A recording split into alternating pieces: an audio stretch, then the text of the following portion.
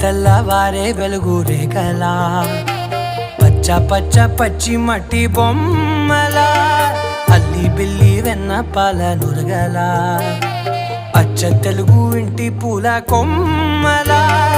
దేవదేవుడే పంపగా ఇలా దేవతే మా ఇంట అడుగే పెట్టెనంట బ్రహ్మ కళ్ళలో కాంతులే మా అమ్మలా మా కోసం మళ్ళీ లాలి పాడేనంట.